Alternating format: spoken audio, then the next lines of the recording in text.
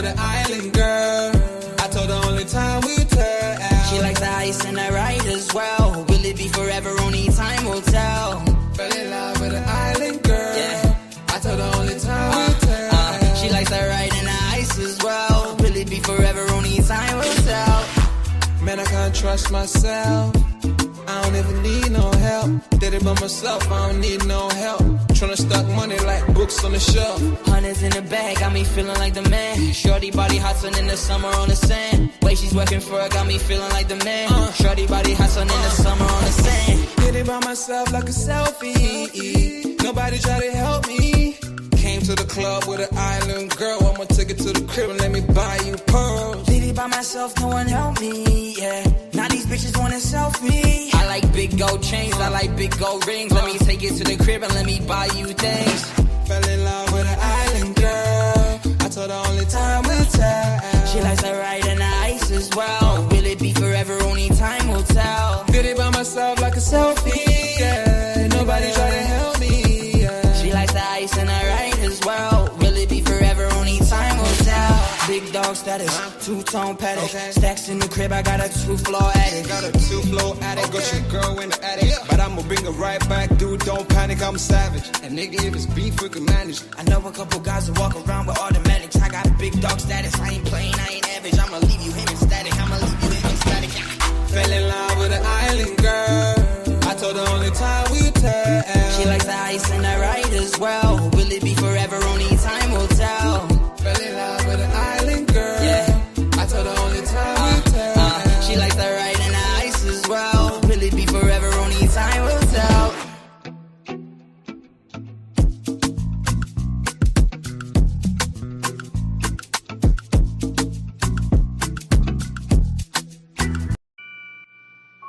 Take note.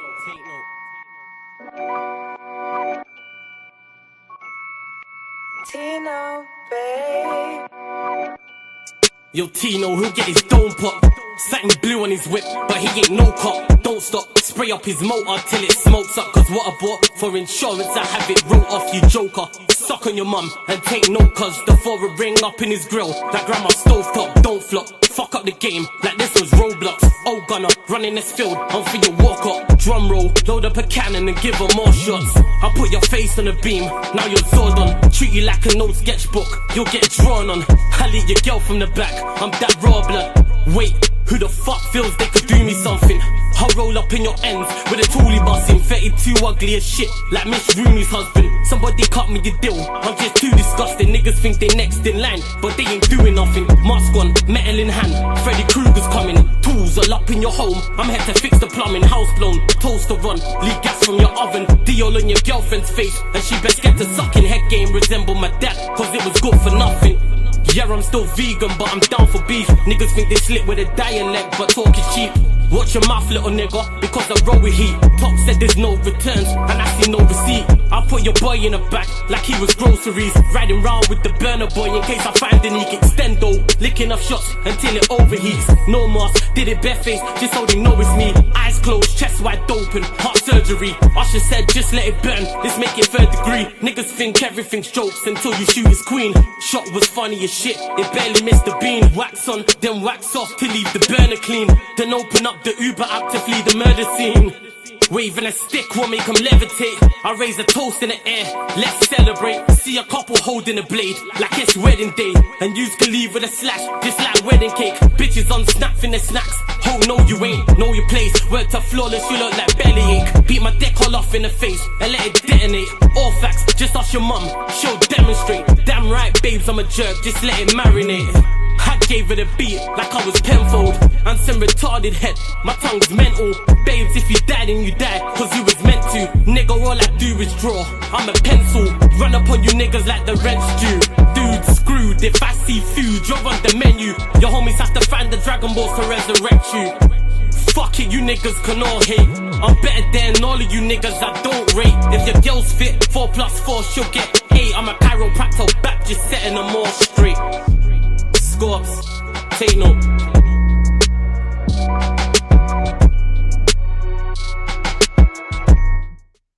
Yeah. Yes, people. We are back live. We are back live on the Sarcasm City TV YouTube for another edition of the Sarcasm City TV special Second Wave, people. This is where I sit down one-on-one with content creators and get their full backstory, people, from the very, very beginning all the way up until the present day. Also, give them the credit, also give them the flowers that they do indeed deserve. And the second wave in particular is the keys and the title, people, of second wave. It is the future GOAT to the space, the future Mount Rushmore candidates. And I always say it's the most difficult class to be in because you're behind all the people who kicked down the doors initially. Salute to everyone who watched the originals as well, with the likes of Troops and Lewis and Hassam and Lee Gunner and Rance, etc. And big up to everyone who's been enjoying the second waves this week and the first series of second waves that I did as well. So this is no slight on anyone on this as well, because I put myself in the second wave class, people. But before I introduce the very special guest on this one, make sure you run up the likes. Please make sure you hit the like button on the video. So important you do that. Run up the likes. Make sure you share this out across all the socials at Yes It's Flawless, at Sarcasm City TV. That's at Sarcasm City TV, at Yes It's Flawless. And just as important, make sure you hit that subscribe button and hit the notification bell as well, people. So this special guest I'm about to introduce, people, someone I was just talking to him before the show. Someone personally, I'm a big fan of their work. I think that they are so underrated in what they do because I believe they have probably the toughest spot in regards to this space. So not only is he knowledgeable about his football club, not only can he talk football as a co-host, he can also be a non-co-host and just be a shooter and talk the shit on his podcast as well. And hosting, I've said before and I say it again, is very difficult to do on live streams. So if you're just via StreamYard and it's viral, keeping people in check, knowing when to cut arguments, knowing when to let arguments go, knowing when to segue into things, people really underestimate how good it is. Because think about all the shows that you like. There's not one of them with a bad host. The host has to be A1. Even if a couple of the other panelists are not, the main host has to be A1. And I mentioned about the most difficult part of what he does, fan cams.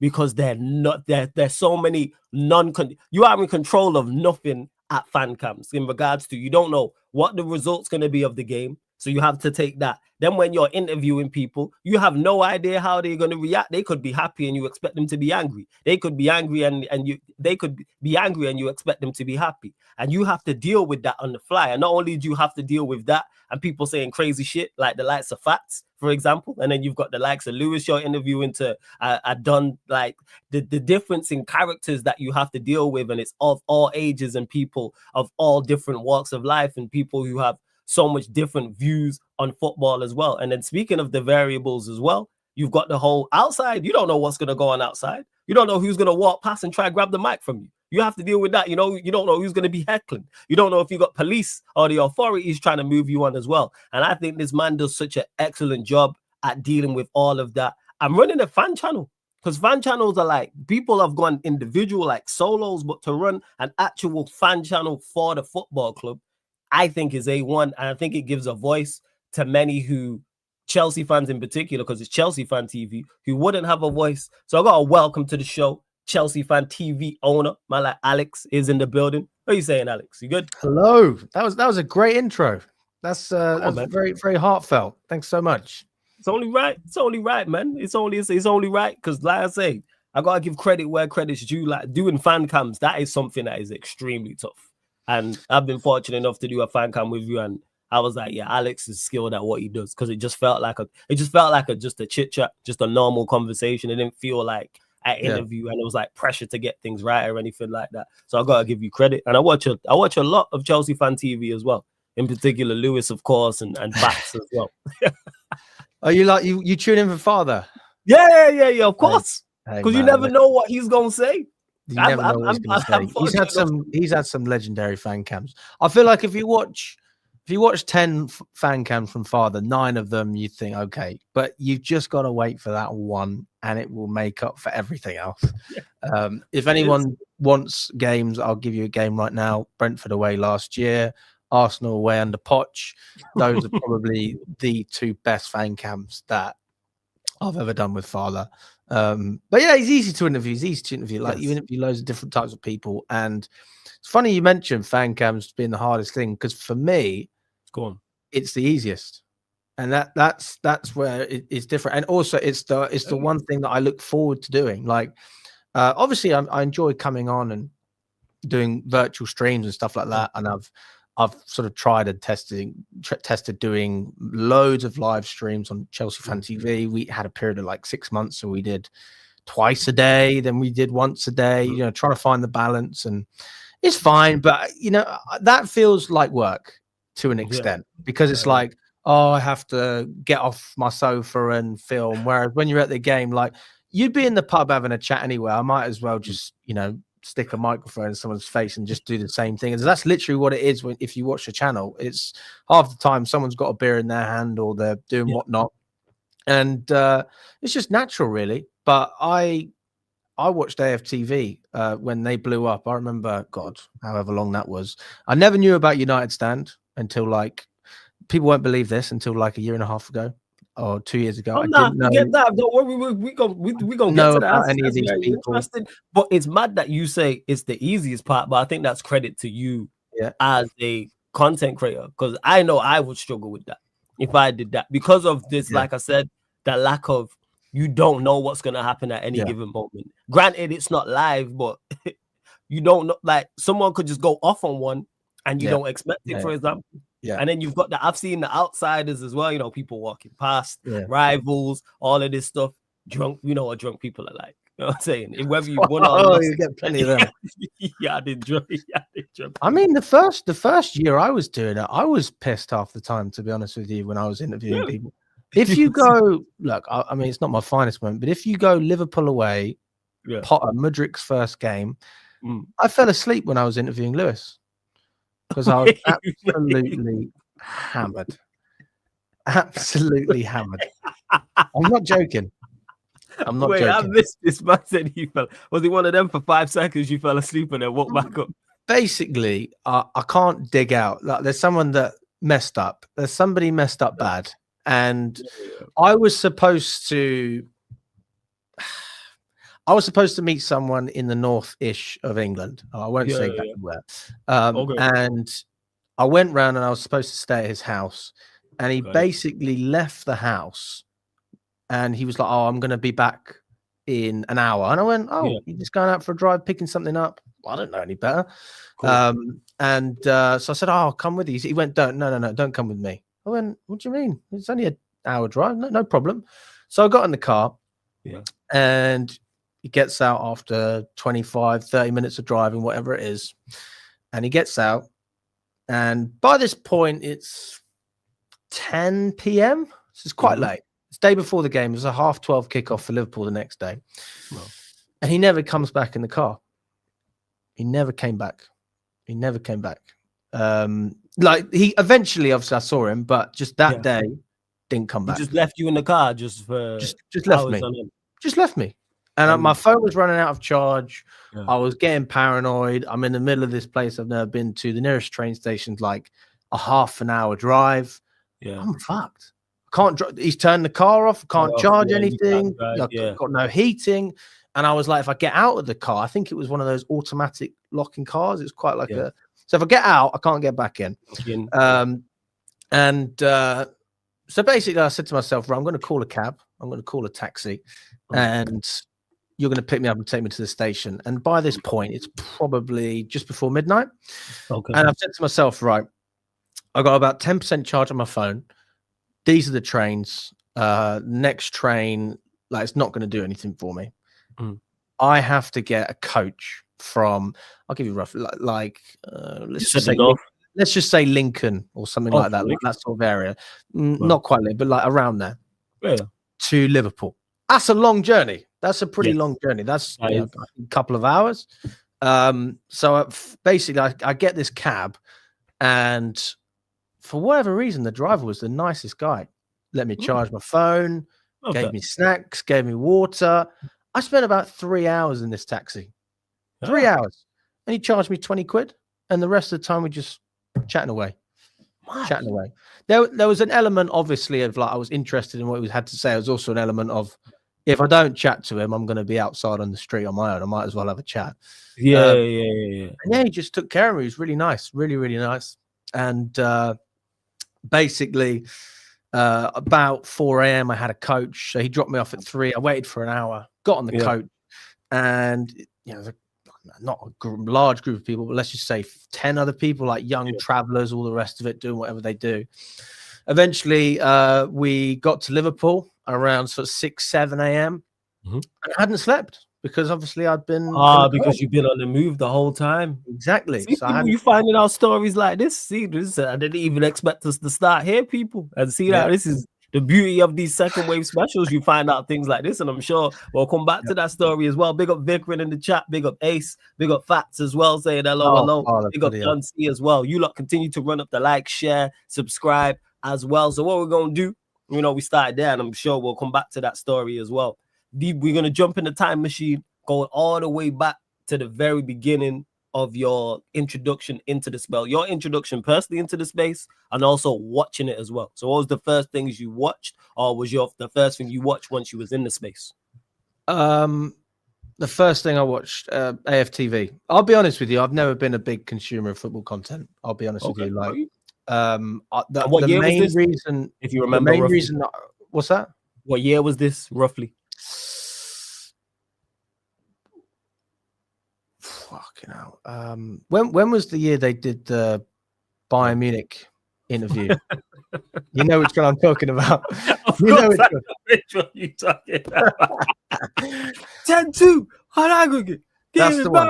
What year was that? 2017? I'll tell you now. I can't remember what year it was because they got 2017. That's what it sounds like. When it called out, when Cruz called out his mum or something like that. Yeah. You're talking about. Oh, yeah. That was against Manchester City. She's Wenger in.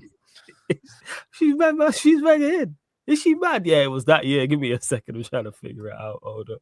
That was the first time I found out about it. I was having, I think I was having breakfast and people around the table were watching it, and I was like, "What is this?" Oh, that shit was hilarious. That's how I found out about it. So that was it was 8 years ago. It was 8 years ago. So it was 2017. Yes, it was 2017. Yeah. So that's when I first discovered it. So 2017, you first discovered watching AFTV, watching Troops. Yep. Go on. Yeah, but I was never like an avid consumer. Like I wasn't interested in watching the interview. All I wanted to see was like the rant compilation, like stuff like that. Like that's what people want to watch, isn't it? Like Troops, like DT at the time. Who else was on that? I didn't really watch. Obviously, love Ty, love Claude. Yeah, I read like, very entertaining. And that's sort of like all I knew. Mm-hmm. And by this point, I was going to Chelsea. So I just got my season ticket at Chelsea the year before or something like that. So my first year going to games regularly was Conte's second season. So the year after we won the league in 2016-17.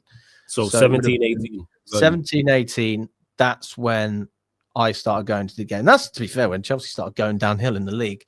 Like, honestly. And yeah, I've seen us win cups, but it's never really been, we haven't really pushed in the league. But no, I loved it from the get-go. I was obsessed. For those people who don't know, like, I'm not a football player, not particularly great at football either. I'm a tennis guy. That's my sport. My sport is tennis. So at this point, when I'd first got this season ticket, I was actually training full time to become a tennis player. And I tried to go pro. Yes, I tried to. But I stopped really early. So I can't really say that I gave it a good crack. It's not like I stopped when I was 21. I stopped playing when I was 17. But by that point, I was traveling. I was playing international tournaments and I was, giving it a good crack. But this is also the same point when I started following Chelsea. Got you. And then it comes, what do you rather do? What would you rather do with your time? And it got to a stage where I didn't want to be there. I was in Ghana playing tournaments in Namibia. And I was like, I fucking missed Frankfurt away. What's going on? Wait. We need to just go by Hazard goal against West Ham because I was in Ghana. Sorry to cut you off. What level did you get to at tennis to just be in Ghana and Namibia? Like ITF level, which is sort of international. Okay, so you Yeah. could play then. You ain't Yeah, no yeah, scrub. yeah. I could hit. Look, put it like this: I could hit with pretty much anyone, but I'm Yeah. not saying I would beat professional. But I Yeah, could hit with yeah. them easy, no problem. I get it. And yeah, so I played up until 17. And It's mad, yo. I just gotta salute you for that. That's to play any sport at any form of professional level. And I have to ask you this because I follow tennis, but it's more loosely. Federer, Nadal, or Djokovic? Djokovic. Djokovic, your favorite. But Federer is better to watch. Okay. And That's what was the your way. favorite surface to play on? Clay. I like the clay because I used to live in Spain, so I trained on clay out there. Yeah. Oh, so, jeez. Yo, see, you start learning stuff. See, I knew none of this. Sorry, go on, carry on as you Yeah, were. So you're playing tennis at a professional level, but you're missing. So I wouldn't call it professional. Just like it's sort of put it like this, guys. How do we do? Oh. Let's just say you've got the Premier League, you got the Championship, and then obviously you go down the leagues. It was like the equivalent of Championship under 21s. Got it. That's like a good way I could describe it. Like I wasn't making money from it. I wasn't a professional technically. I had international points, but you basically when you're an adult, then you do ATP, which is when you start making money. But tennis is a really hard sport to make money from because you pay so much to travel. You're paying a coach, you're paying hotels, you're paying flights, and you might go all the way to countries and lose in the first match, and then you're done. Off you go. So it's very brutal in that sense. But yeah, basically I was following Chelsea for about a year, 2 years, just the home games. Then I started doing Lampard, following us with Lampard. That's when I first started going home and away. That's just before COVID. Okay.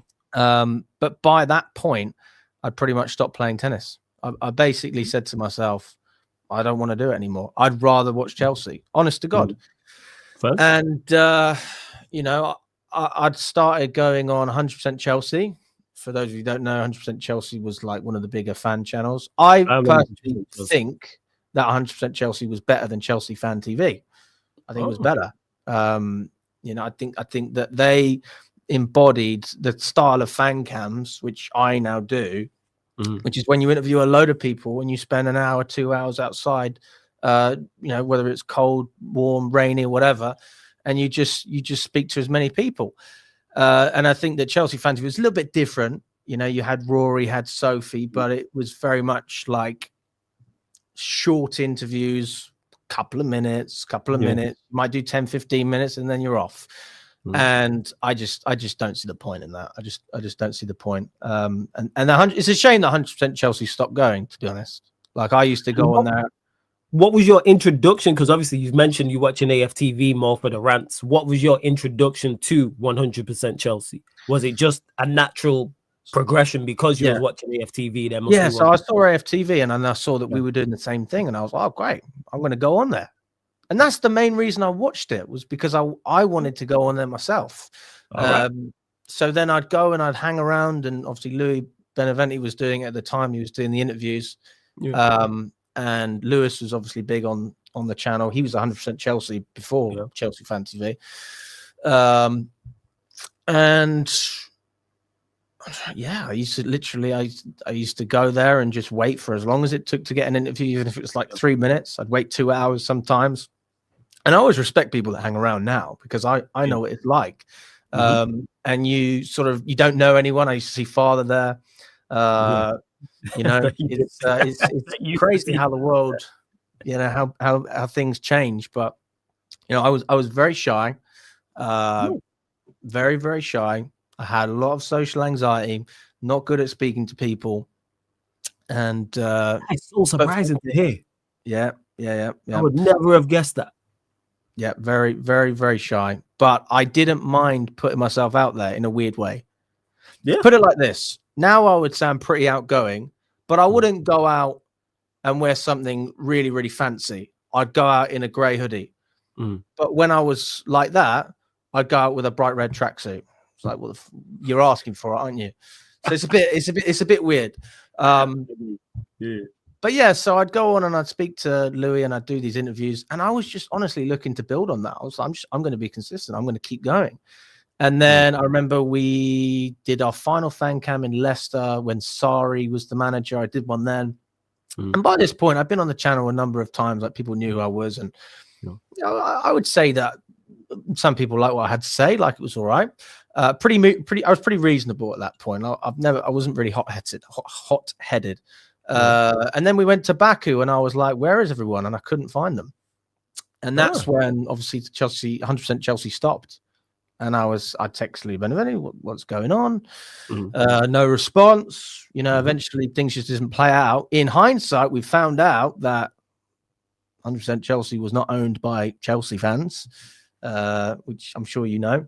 Yes, I do know that. Yeah. I've heard that. So, you know, there was things that went on behind the scenes. And then obviously Chelsea Fan TV was the only channel. And they sort of took the lead, really. But that's what got me into it, was the fan cams. And I would have never, ever started a fan channel myself if 100% Chelsea just kept doing what they were doing. So you happy just going on there? Okay. Very happy to do that. Very happy to do that. You know, that for me would have been absolutely fine. I enjoyed it. You know, I've spoken to a lot of different people who have different reasons for going on. They want to promote themselves. They want to get things off their chest. They just like hanging around. I think there's probably an element of all of that. But I just, you know, I thought, right, it's a good audience. I can say what I want to say. And the nice thing about a 10-minute expert as well, which you don't get in podcasts, is you can just say what you want to say and it's done. On a podcast, sometimes you feel like you have to say things just because you've got such a long time slot to fill. And then you say things you don't necessarily want to say, or you get dragged into conversations that you wouldn't get dragged into in a 5-10 minute conversation. I just think fan cam's a good way of like, this is what I want to say, lay it on the table, keep it simple. And yeah, and then God, so that's fair. So Chelsea, the 100% Chelsea's ended, as you said. You found out in Baku. So then, what was your thought process from there? Because I'm guessing you still wanted to be involved in the space. So then, what was your thought process like? What were you gonna do? Is it your own fan channel? Was it did you think about, hey, is there another Chelsea fan channel I can go to and see? Like, what was your talk us through that process? Well, Chelsea Fan TV started doing fan cams, but they were just like very sporadic. They didn't do it every week. And by this point, I'd stopped playing tennis. I was working. And so my first job, and this is probably one of the reasons I'm good at fan cams, is I've done a lot of. So my first job was door to door. I used to knock on people's door and tell them. I didn't have a salary, just commission. My second job, I was an insurance broker. So I used to call people and sell them things. And like, you know, being around people like that, it is like Wolf of Wall Street, and it just rubs off on you. Like that's that, you know, people so when it's commission only, say what they want to say. And if you're not like that, then, you know, it's just not normal. So you get used to sort of this outlandish, I don't know what the word is, just crazy environment, crazy atmosphere. And then it just helped me a lot in my personal life, really, made me more outgoing. And I think it's helped me a lot in YouTube as well. Okay. And at that time when I was working, I then started building up an Instagram page. I said, right, I'm just going to do that. And I was pretty good at it, built up to 20K or whatever it was. And Chelsea Fan TV was doing sporadic interviews, but I'd be in the pub after the game and I'd be complaining, where the fuck are they this week? They're not doing it. They're not doing it. Myself. I do it myself, honestly. So, you know, then I was having a conversation and I was chatting with my dad. And I was going, I'm going to start a channel. And he said, why don't you take one over that's already there? And I went, Pops, who said that? Yeah, my dad said that. My dad said that. Shout out to Pops. Smart man. I went, who the hell is going to get rid of their channel? Like a channel like that. Who the hell is going to do that?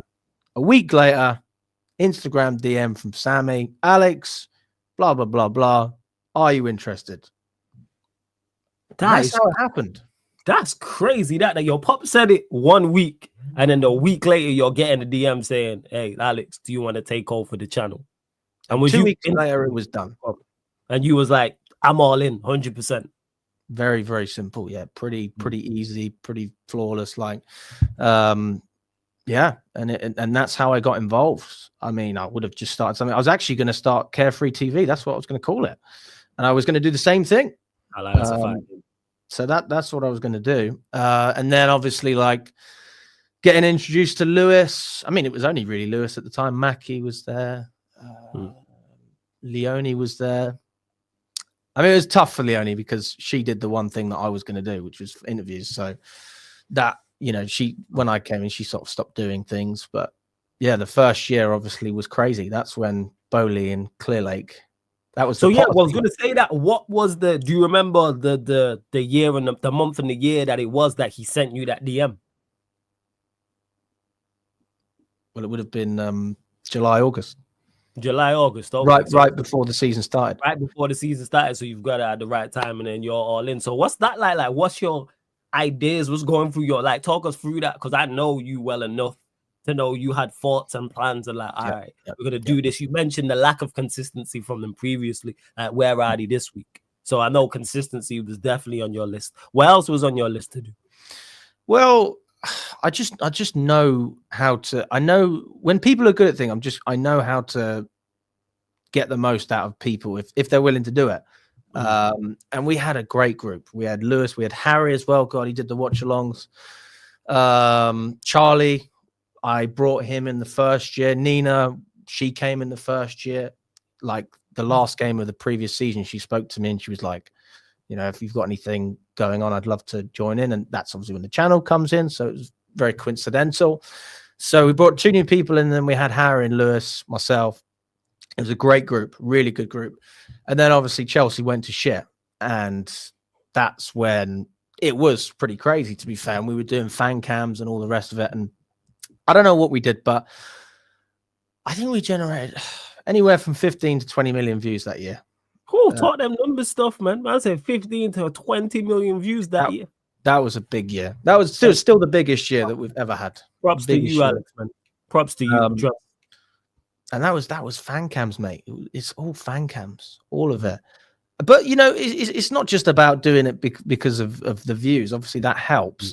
But that's what a fan channel's supposed to be, in my opinion. And don't get me wrong, I respect a lot of the people that do things from home. I know George Benson, I know Eunice. They live abroad.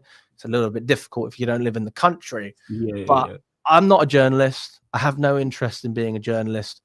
I don't even know if I care enough to be a presenter, to be totally honest with you. I like going to the games. I like going to the games and speaking to people, and that's about it. If I didn't run the channel, I go to the game and I just go. I probably wouldn't hang around in the pub as much. Like, it's definitely brought me closer to the Chelsea community per se, but not everybody likes it. But I would say more people like it than dislike it.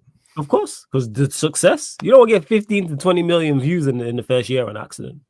People are tuning in. That is people who are coming back to watch it, because there's many fan channels and content creators who don't get anywhere near them numbers. So I think that's credit to you. And what's it like in that first year, having that success straight off the rip? Is there any was there in particular moment or in particular fan cam that sticks out to you in that first year and you're like, oh, that was a good one? First year, I cried fan cam. In terms of just anger, because that season was very angry. Lewis, when we lost to Arsenal, that's when Kai Havertz, that's when he decided he'd had enough of Kai Havertz. Jacob, if you watch the channel, you'll know little Jacob, who comes on. His first ever interview was at Man City away when we lost 4-0. Everyone was crowded around. He was tiny. That was his first interview. I mean, we've had some good ones in first year as well. Actually, that was when I was in Vienna, and I was me and my dad. We were staying in the same hotel as the team, and I was asleep. I was having a nap, and he called me, and he was like, "Alex, come downstairs." And I went, "What do you mean? What do you mean? Graham Potter's downstairs. Graham Potter's downstairs." And I was going, "Get down there. Get down the lift." And I'm looking around. He's gone.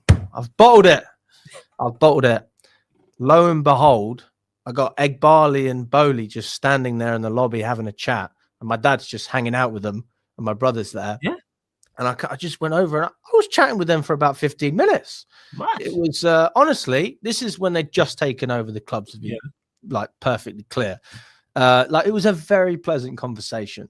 I actually thanked them, which, to be honest with you, I don't think I should have thanked them because they didn't deserve a thank you. When you're going to make billions, if not hundreds of £1,000,000 off of the eventual sale of Chelsea, which is what we know Clearlake want to do, I don't think that you deserve to be thanked for that. But obviously, we know what happened with Abramovich. The club could have gone bust. You take what you can get. And we had a really nice conversation. Boehly is genuinely a really nice bloke. He's a nice guy to talk to. Like, I'm not talking about business. I'm not talking about taking advantage of the club. Different subjects, just personal level. I had a nice chat with him. And little story, I used to have a phone with the flip on it.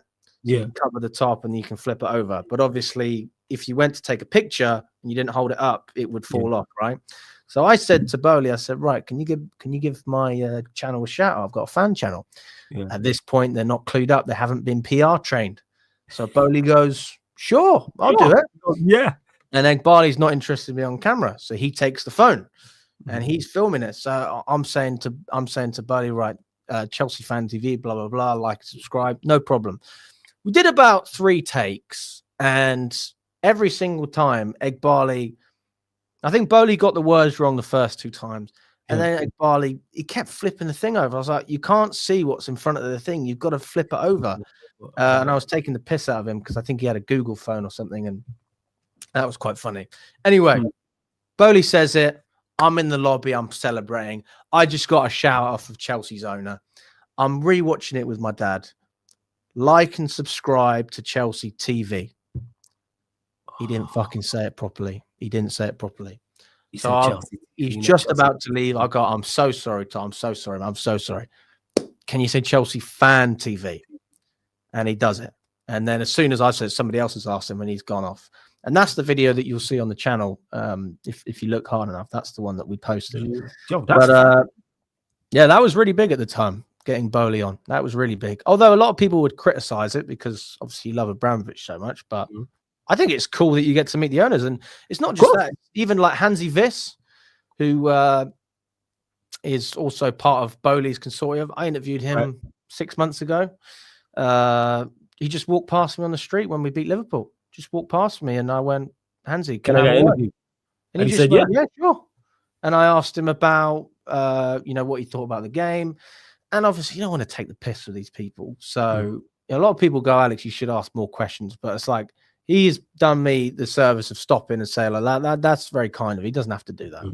And I asked him about the stadium, and he basically said, listen, nobody's doing anything about it. Nobody's committing to the project. And that gave us a bit of clarity on why we haven't got a new stadium. And I think that from other people I've spoken to as well, you won't get a new stadium under Clearlake because they'll have to leverage debt. And then that will go against cash flow, which means that we're not a profitable business, which means they can't prove that we are profitable to sell us. So that's why we'll never, ever have a new stadium under Clearlake, in my opinion. But I do think that Boehly will try and stay and build a stadium. That's my opinion. All right. No, that's fair. So like you said, you just mentioned that you've met the owners. They're in the same hotel as you in Vienna. Any other like crazy things? This is all first year as well. That's blown my mind. I did not expect you to say that. Anything else in the first year, whether it's meeting owners or whether it's players, other staff, other people involved with the club, or just regular fan camps? Yeah, I just met a lot of people. That was the main thing first year, but nobody really knew who I was first year. And to be honest, it's taken like 2 or 3 years, even now, I'd say, like for people to really know, okay, that's Alex. Before I was just a guy who interviewed, but people knew about the channel, but they didn't know about me. Totally understandable because I wasn't there for the first 150,000 subscribers. So like, that's fair enough. But yeah, just meeting a lot of people. I mean, that's got to be the highlight. And like a big impact. The one thing that does make me sad, and like you said it earlier as well, Flores, is fan channels are dying and everybody wants to have their own brand. And it's great, but it destroys the idea of being able to build one big thing. I mean, there's obviously ways you can go around that, like Big Six, which is a fantastic idea. You got stuff like that. And that's brilliant. And I'm all for that. But in terms of individual clubs, everyone's moved away from that. And I think that you can think whatever you want about certain panelists and people who run channels, but I love the way that United Stand do it. I went in their studios before the game. I love the fact that they've got a big team and you get different opinions, different formats. I like AFTV's way of getting lots of people on lots of opinions. And I just think that every club should have that, because then it gives people more of a platform than they would have before. Because you're always going to have one or two people who are massive and they don't need anyone else. But there are people who just need maybe a little bit of support, and that might be me holding the microphone after a game. That might be it, because they might feel embarrassed to do that themselves. Matt Dav's a great example. The guy with the tattoo. Yeah, I know Matt Dav. He would never start his own YouTube channel. He's not interested. Yeah, that's true. But he'll come and have a chat with me after the game because we're friends. Yeah, and that, Chelsea going through, man. That's the kind of stuff that you get if you open up those doors. But obviously, you just have to put the work in. But I love doing it. Absolutely love doing it. You've got to have people you can count on as well. But I feel like, generally speaking, we've got a pretty good group. But it's harder. It's harder, mate. It's harder. Harry left after the first year, so we haven't ever been able to really replace watch-alongs. You got everyone doing their own thing. It's hard, mate. Because I don't have Robbie's bank account. I can't be paying salaries. I can't do that. You can't do that. I can't do it. If you get to a point, you carry on working to a point where you can, because you putting in a graft over there at Chelsea fan. You are consistent to a different level. Every match day there's fan cams. Every match day. That's credit to you, because you mentioned it before you took over the channel, that weeks would go by and match days would go by, I should say, and it's like, where are they? They're not there. So even that is testament to itself. And I think as you continue as well, because like I said, let me ask you a question. What is better on any YouTube channel, whatever you want to call it, to have one video with 100,000 views or 10 videos with 10? I'd say 10 videos with 10. Personally. Because that means that if it's one video with 100K, people are more gravitating towards that individual or those individuals on that video. Where if it's 10 individuals with 10, that's where AFTV was like. Because even when AFTV was doing massive numbers, all right, you might not do troops numbers of 300K, but a Claude and Ataya doing 200K. Turkish is doing X amount. Whoever it's a Mo, he's doing X amount. Even when they did the ones where it was multiple fans, they might do 50K, 60K. So that's how you gradually build, even though you're always going to have your top guys. But then if you have rest who are somewhere in that ballpark close to them, that helps build the channel so even more. And what if you do that lower? If I said 10,000 for one video or 1,000 for 10? I go 1,000 for 10. Okay. Because I can build with these. Look, if I've got 10 people who consistently can do 1,000 views, or 10 people who can consistently do 10K, all right, what happens when I put them together? If I say, all right, you two, this fan cam, or you two, this show, and then that's how it spins off into a whole universe. All right, well, you two get along, let's give you lot a show. All right, well, you three get along, let's give you a show. Because that's what Robbie did with AFTV. Yeah. He give people shows. I honestly wish that we could do more of that, but I really do. It's just so hard, mate. It's hard. Because there's only so much you can do with people before you feel like you have to start paying them. And that's the obstacle. And by the way, we've tried, like, I don't know who watches the channel or not, who's watching this. We've tried paying people and we've tried not doing it. Both of them are hard. Like, it's all difficult. Yeah, tried doing studio sessions, mate, because I thought better quality content. Virtuals, just as successful. It's fucking weird. It's weird. Because people are not, see, when it comes to the virtual, people are less in it for the actual how it looks than the actual content itself, because that's fan cams. We don't care how they're produced. Fan cams, though, you've mentioned it there. I bet you filmed some fan cams in the craziest places. It's not like it's with the Chelsea backdrop and the logo in the background and the stadium. Yeah. Is the content good? For example, I'm a fan of. I'm gonna watch a Lewis fan cam on Chelsea Fan TV, no matter where you film it. That's true. No matter where they don't. I'm not like, all right, well, the logo has to be in the background. It is. If you man filmed it out on the street, I go, all right, I'm still watching.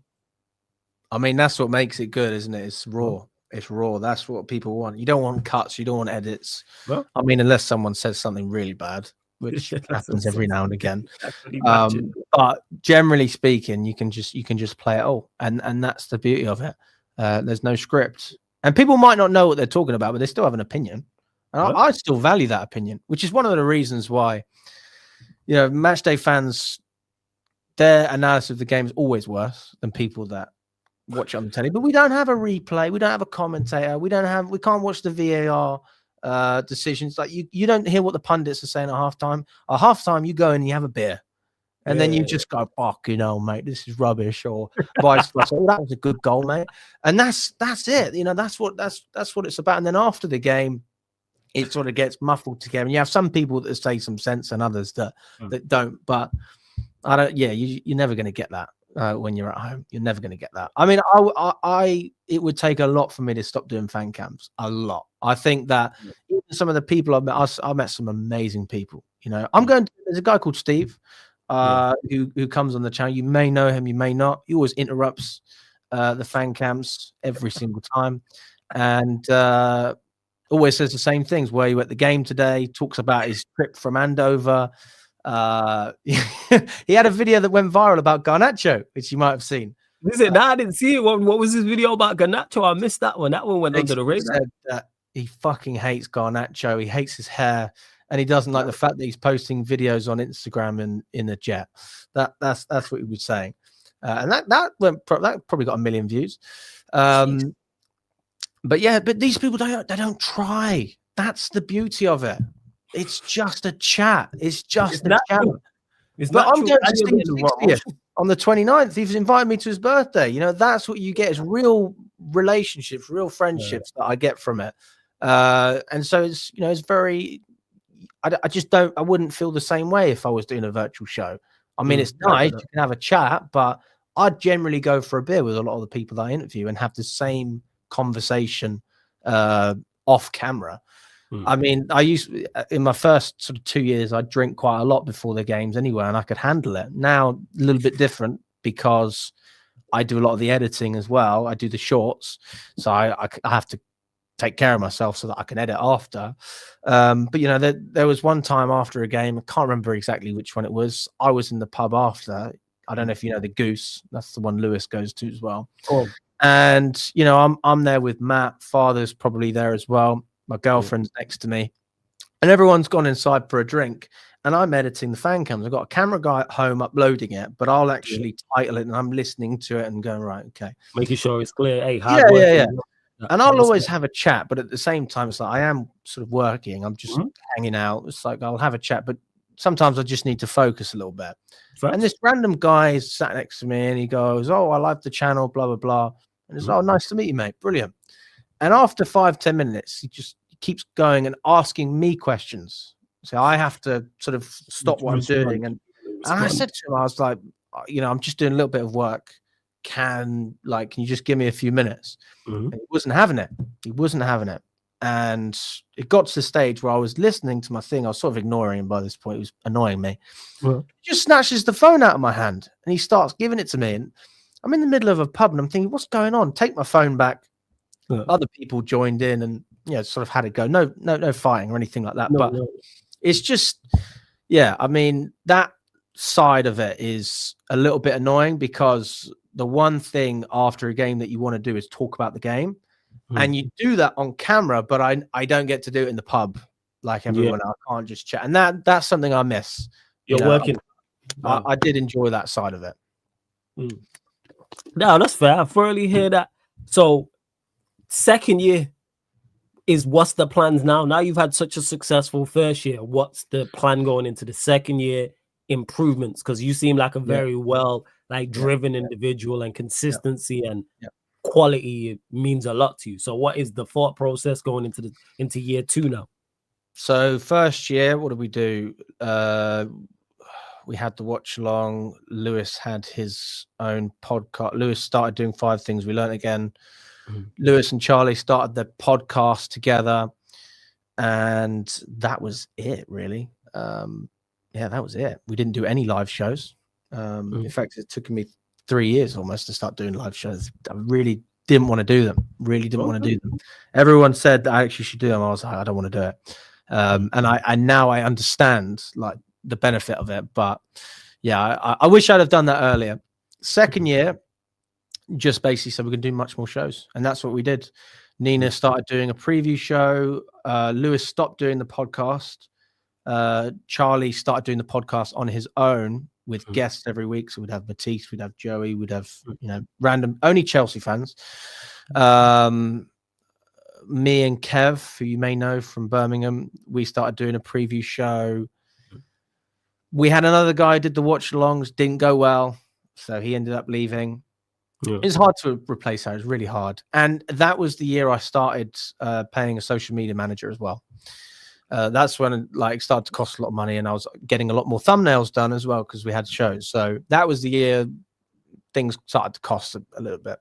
To give you an idea, social media manager, it's £1,000 a month, and that's if you do it properly, managing Instagram, TikTok, X, YouTube Shorts, and editing them all as well after the game. Is it worth it? To an extent, yeah, because he got me 280,000 subscribers on a TikTok page. So that's pretty good, isn't it? And he helped me return investment. Yeah, he helped me kickstart the Instagram about 20K, but I ended up taking it over and just doing it myself. So I'm not getting as many views, don't get me wrong, but I just need to put the work in, and it's not worth spending that much money unless you're really willing to sacrifice for a bit just to get yourself there. You've got to teach yourself to do these things. If there's one thing George Benson told me, I was in America for the Club World Cup, and he said, Alex, why would you pay other people to do this stuff if you can do it yourself? He edits his own stuff, very rarely pays maybe the odd short or the odd, he does his own thumbnails, all that stuff. And it makes sense, doesn't it? Because then all the money that you're spending, you can hopefully pay yourself, which I don't really do it like that, but it's just nice to know that you're actually taking responsibility for your own thing. But then you got to do it full time, and that's where it's difficult because I'm still not full time, and I've spoken to Dave from Wolves Fan TV. I've spoken to West Ham fan channels, and they're doing it full time, mate, on less than 50,000 subs. I'm like, how the fuck are you doing it full time? And we've got almost 250,000 people, and I'm not full time. It's ridiculous. I mean, credit to them. They're obviously very, very good at what they do. And that's where maybe I'm a little bit naive or I'm doing something wrong. It's just a learning curve that I think if you have longer conversations, then they'll be able to tell you and figure that out in regards to getting I've spoken with them about it, and they've given me advice, but it's just, I suppose you have to go from a stage where it's a hobby that you put a lot of effort into. It's good fun, but you really do put a lot of effort into something that you go, right, this is what I want to do. This is my job. Yeah. And then it becomes about money. But maybe that's the problem, isn't it? If you just want to enjoy yourself, you don't look at it that way. But I still haven't done it. But I don't even know if I want to do it flawless full time. I'm pretty happy doing my. You happy doing it just part time as you are now? Well, the thing is as well, when it's good, it's good. But when it's bad, it is so toxic, mate. And it does get your mood down. The past 3 years of following Chelsea have been hard. I mean, I can't speak for you. You've had a really rough time. Oh, yeah. It's been, I've been living in hell. 100%. I've been living in hell. Don't get misunderstood. This has been hell. The only part I say to people all the time, the only part I don't enjoy about content creating is talking about Manchester United. The rest of it is great. See this conversation? That's not a nice place to be, is it? That's not nice. And why would you want to do it? Why would you want to do that? You know why? Because that's work. You're gonna have that. Yeah, I think it's a minor thing to deal with. Because of all the. If I've never had a job where there's only one thing that I have an issue with, I thoroughly enjoy doing this. Are you full time Flawless? Yeah, I'm full time. Yeah, that's unbelievable. That's unbelievable. In the best way. That's unbelievable. And this is what. So let me ask you this: how many hours a day do you spend on YouTube, roughly? Or preparing for YouTube? It could be thumbnails, could be all that shit. Basically, there's pretty much not every waking hour, but close to. When you add in being on stream and then you add in thumbnails and shows and reaching out to people, making sure your shows are on point, etc., features you do as well, watching football, etc., pretty much. But you get out of this space what you put in. And like I said, I genuinely enjoy it. Yes, Manchester United, but before I was doing this, Manchester United had me in hell. I was just talking about it less, but it still had me in hell. So I look at it and I go, you love what you do. What's the Manchester United are bad? That's it. Because also, misery loves company, Alex. I get to see other people crash out. It's not just me. I've seen Chelsea fans on this very channel, the likes of Lewis and Fats crash out. Like I remember during it was during so it was after lockdown, but football was back, but we couldn't go. It was a regular thing where Chelsea was bad. Lewis would come back from the game, be drunk and half asleep, join the stream, rant about Chelsea for 40-45 minutes, then fall asleep. This was a regular occurrence of the show. What used to happen? Of Lewis doing that. So you've got that. AFTV, we've already spoke on that. Their crash outs. Liverpool just this season alone. See, there's things like that. And what's great about being in the space is you get to be front and center for these things. So I can ask questions about these things. I'd be like, oh, shit, you going through it? So yeah, yes, Manchester United is terrible, but everything else is great. I wouldn't trade it. I love it. I love it. It's difficult. I mean, but it can be. Of course, it can be. Yeah, it can be. I do hear that side of things because you're doing the fan cams side of things, so you're out more so with the people as well, so you can get that also. But for the most part, I bet it's good. Like the feedback you get.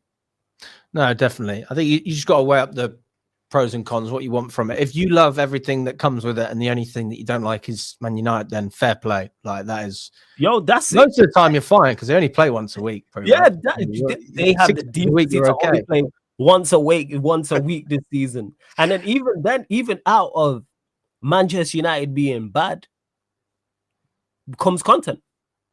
Because people then want to know. Obviously you'll know this being in this space. When your team's doing bad, people want to hear from you more. Yeah. When your team's doing well, you don't want to hear from you. I even wanted to hear from Liverpool fans. The Chelsea fan base isn't that bad, to be fair. We're pretty good when we win, actually. Like when Maresca was doing really well last season. Go on. What's that? I said, you lot Chelsea fans in this space are annoying, man. I have nothing against Chelsea. When I say they're annoying, not as people I'm talking about when you lot are winning. And do you see like this world champion stuff? And like when you lot won the Champions League and stuff like that. Oh my God. It was so bad, man. We are everywhere. Very demanding. But when you're demanding and you get that success, you got to support a lot. I mean, I remember when we beat Southampton 5-1 last season and everyone was chanting Maresca's name and things were great. Views were good.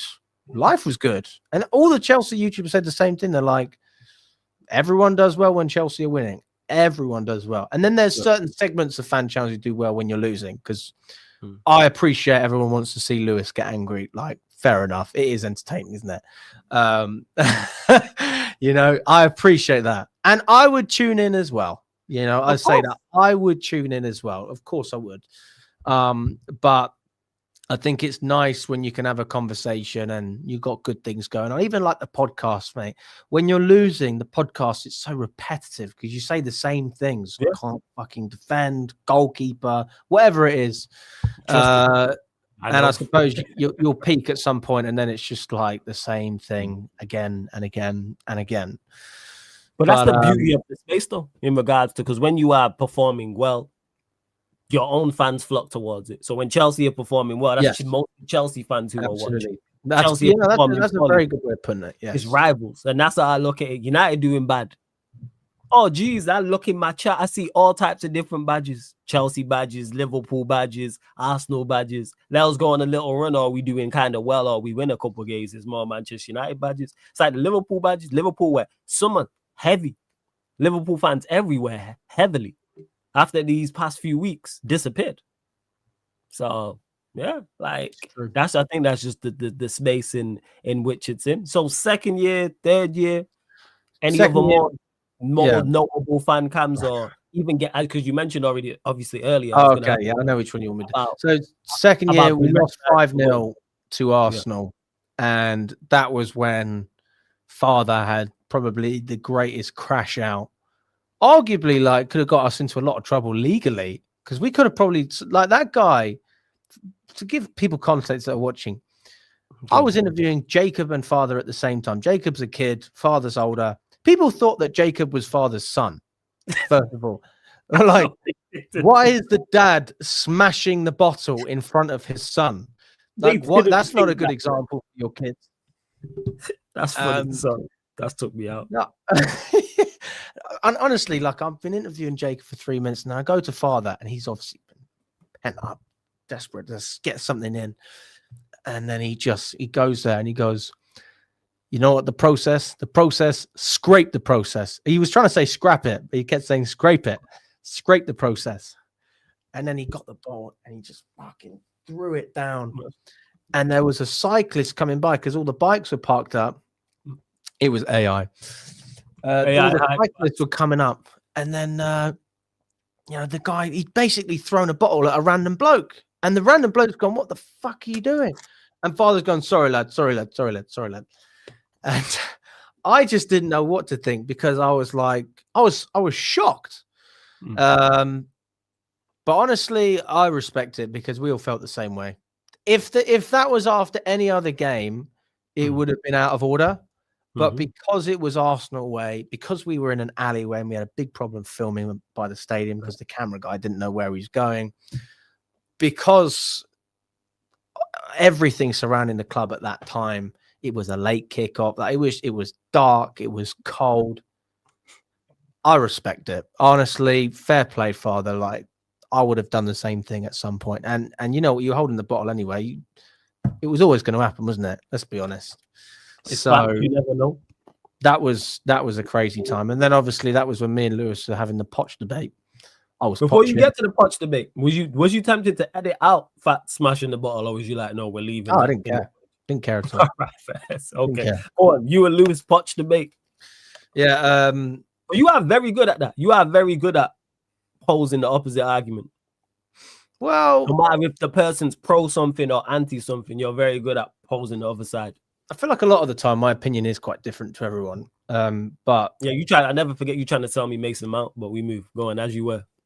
Mason, yeah. You trying to tell me he's a good player, yeah, because with the time we interviewed, he was for us. We got linked to him. Yeah, it's working out well for us. Yeah, trying to tell me about Mason Mount in the interview. I'll never forget that. But go on, carry on. Fair enough. I didn't remember that one. Hey, well, you know what?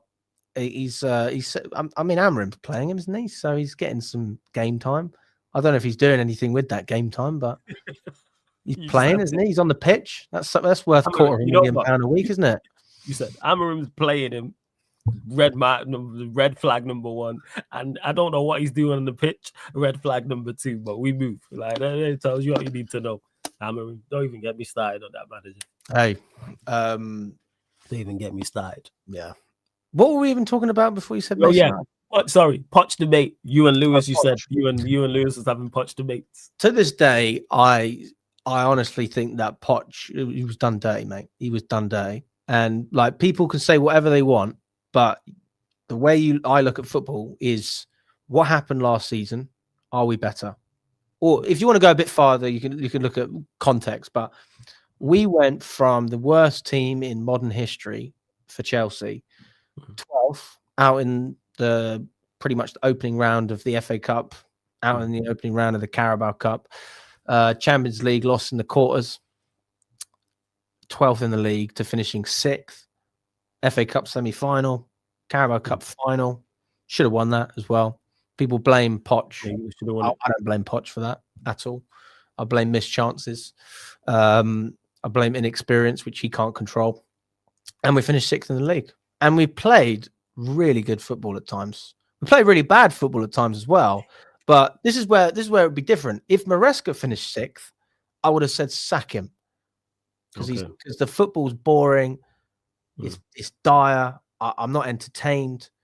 But at least under Pochettino, I was entertained. And people go, well, you don't care about results. You just want to be entertained. It's like, well, if I told you you're going to go to a concert and you're not going to enjoy the music, would you pay your money to go to that concert? No. Why should it be any different for football? I want to enjoy it. Really, should be both. 100%. These managers get paid enough to get results and to make it entertaining. I do think that defensively we were shocking, but we basically had to build the foundations of a team that had no backbone, no spine, no commitment, no loyalty, and we had to start from scratch. Essentially saying a lot of the academy kids, right, this is your chance. Conor Gallagher, good example. You know, other players, Lewis Hall as well, like progressing through at times. Yeah, there's a lot you could go with Poch, but I was very, very disappointed when he got sacked, mate. And when Maresca come in, I've never heard of the guy. Didn't really understand why we were going for him. But there you go. And I said, listen, I don't understand the appointment. I don't want the appointment. I'm not particularly excited, but fair enough. All right, we'll go with an open mind. Pre-season was pretty shocking. Like, we weren't good in pre-season. Then we got to December and we were top. I was like, fucking brilliant. Fantastic. And then January happened up until March, April. To this day, the worst football I've ever seen since I've started watching Chelsea. The worst. It was so bad. It was so bad. It was so. I mean, I watched Sarri Ball, and Lewis and me think the same way about Sarri Ball. We understood that it was a transition, so we were okay with it because we'd just gone from parking the bus with Conte, counter-attacking football. We've gone from a back five to a back four. We've gone from Kante in the holding position to Jorginho. Like, you have to understand these things. A new goalkeeper, like. And I appreciate that it took time for things to click. And even though Sarri did win a trophy and got to another final, Maresca was different. Yeah, it was different. We'd already been playing attacking football. We'd already been trying to pass out from the back for years. Like, we'd already been trying to do all of these things. So when you then try and do whatever version of that you want, I just struggle to see why I should be as empathetic as, you know, when someone like Sarri comes in. I don't have anything to trust. I've never seen you have any success at the top level as a manager. I don't know who you are. I'm not entertained. I don't understand all your decisions. Like, I just don't get it. Number one reason I wanted Maresca sacked, Robert Sanchez in goal. Number two reason I wanted him sacked, I was bored. You know, and Lewis will say that, you know, that's your reason, fair enough, but that's not a good enough reason because I've got to look at the tactics and the way we set up and all the rest of it. It's like, well, fine, but yeah, it's just not. You're trying to preach to an audience of 42,000 people that go to Stamford Bridge, and you're asking them to almost get their notepad out. It's like, no, I don't want my notepad. I just want to watch it and be entertained. The eye test is real. You like it or you don't. And I didn't like it. Even when we won the Conference League final, like, to an extent, it was embarrassing in the first half. And then we came back. James come on and we won. It's the Club World Cup when we won that, and I went, I'm sorry. You know what? I hold my hands up. I sat in this chair and I went, fair play, Enzo Maresca. Fantastic. And you know what? Now, when people are looking to criticize him at times, I've said, no chance. No chance. I understand it. I get it. There's going to be games where we play like absolutely dross. No problem. No problem. You win me a trophy and you get me Champions League again, I am seeing progression, because actually winning a trophy this season is going to be, to an extent, almost bigger than last season, because we don't have the Club World Cup to compare. We're not in the Conference League. We've got to balance one squad now, not two squads like we were able to, with a first 11 and a second 11. Now you have to really rotate properly. And I think in a weird way, it's almost more impressive if we can do, win a trophy and get top four Champions League comfortably than what we did last year. And what we did last year was great. We ticked all the boxes, but the process of getting there was really painful. So for me, even if Maresca struggles at times this season, I would be very, very, I wouldn't have a problem with it. There's no problem having a dip, mate. No problem. So let me ask you, because you're unhappy with Maresca at points. Did that impact as you're interviewing at all? Or did you still just interview the same? Just asking out of interest. And do you think that did it make the interviews better? Or did you not like the fact that you was being influenced? Well, you know what happens is what I used to do is I used to just ask people what their opinion is and not give my own. And as I've done it more, I've been happy to give my own opinion, because there's only so long you can listen to people waffling before you go, what did you say? And you just have to come back and hang on a second, just one more time. And that's that's the main difference. That's the main difference. Now I might come back with a little something. Yeah. The main thing with Fang is your interview. I'm not here to Yeah. steal the limelight from you. But if you say something I don't agree, You got to draw the line somewhere. Context sometimes. Yeah. And that might be a good argument. That might be a bad argument. And that might make up for a nice clip, whatever it is. Like, I think it's needed. I think you're knowledgeable enough and smart. You're knowledgeable enough about the game and smart enough to interject as an interviewer and be like, and get even more from the interview if you disagree with someone. That is the hardest thing after a loss, is to find the questions that allow you to break down something in a logical way when everyone's emotional. That's the hardest thing. And that's what I struggled with last season. I struggled a lot with that. I struggled a lot because I was down bad. I was really down. And when my vibes are off, it's going to affect the way that everything else goes. But I mean, generally, when you lose, a lot of the time, people just 5 minutes, just like that. And that makes my life easier. But at the same time, it's not good things they're saying. It's everything's rubbish. Everything's bad. I don't like this. I don't like that. I had father referencing, what was it? What did Pat say? Referencing strippers in Newcastle or something like that. I don't know. I'm trying to figure that out. I still don't know what he was talking about. And I asked him about it personally, and he had no. Oh, you did? You asked him? I asked him personally when he said something wild. I asked him personally. Fats is my guy. I mean, be like, hey, or someone in the group chat will ask him, be like, Fats, what is this? Because it would have gone viral, even if before I've got to it. Like, what are we talking about strippers for? Fats, what are you going on about? And he just gives you some answer that's not an answer to what you asked. But be a good politician, father. Good politician. Give it a crack. Yeah, so it is, but everyone is though. But I think that's the essence you mentioned there about yourself being down and others being down. That's capturing what's the emotions of the fan base. That's what it is. That's how everybody is feeling. Because if you're winning every week and going for league titles, everyone's going to be on the high. Everyone's going to be up here. 100%. But if you're not, it's going to be on the low. So I think you can't give yourself too much criticism for that because it'd be very strange if Chelsea weren't playing well and losing games and you was happy. Yeah. Your sound don't look correct. Sometimes in a weird way, Flawless, it's hard to interview people when you win because they just go, yeah, it was great. And then it's like, okay, what about the strikers? Brilliant.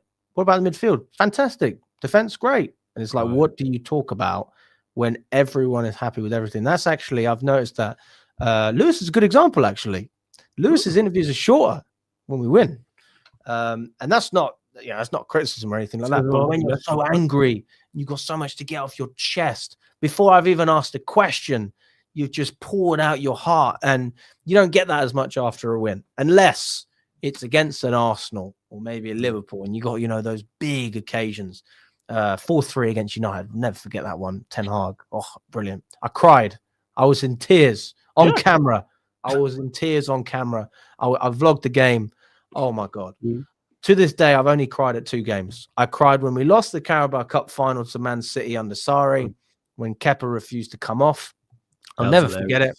I was right on the stairs at Wembley, and I was in tears, and Sarri walked past me, stopped and shook my hand. I'll never forget that. And the second time I cried was when we beat Man United. 4-3. Why did it mean that much? How come? Because there was nothing on that game by 3 points. Were you lot on for top 4 or something? Mate, it was incredible. To this day, it's the best game I've ever been to. Oh yeah, I get it was an incredible game to be able to but to cry. I was more emotional when we beat Man United than when we won the Champions League. Is that just your dislike for Manchester United? No, nothing. It's the context of the game. Like, there's only one other thing I can compare, which is probably Ajax when we drew 4-4, and that was similar. But it was mate. Also, you got to look at the season. I mean, Lampard was doing all right at the time. He was doing all right. Everyone was behind him. Young players coming in. We understood there was problems. We had a transfer ban. Different. But we still playing pretty nice football most of the time. Poch, it was like the roller coaster all over. And it was like 1 week we were doing well. Then we were losing away at Middlesbrough. And even I was like, if I see that again, this guy needs to get sacked. Then you lose 5-0 at Arsenal. We just lost against Man City. We drew against City. Like, if Man City was 3-3, I think, or 4-4. We've had some crackers. Mm. And I think just like the emotion of it, mate, just gets me. That football, I don't think I'll cry much if we just win a trophy. It's like if you win a trophy 1-0, I don't know if that's enough to make me cry. Yeah, I don't think I'm trying to think. Like I've been I will emotional. cry more off of a last-minute winner when we were losing the game in a difficult season where I know how valuable those 3 points are. Because like when we won at the Etihad last season, when Ahmad scored late, I was there. There was scenes, but I didn't cry. Well, first, now you've explained it. But what was the score in that game? 2-1? Yeah, we won late on. I mean, no, it's incredible. Like, don't get me wrong, but and that's a Manchester derby. Like I despise them a lot as well. I'm trying. There's very few games that are like the 4-3. Very few games. Like, what could you compare?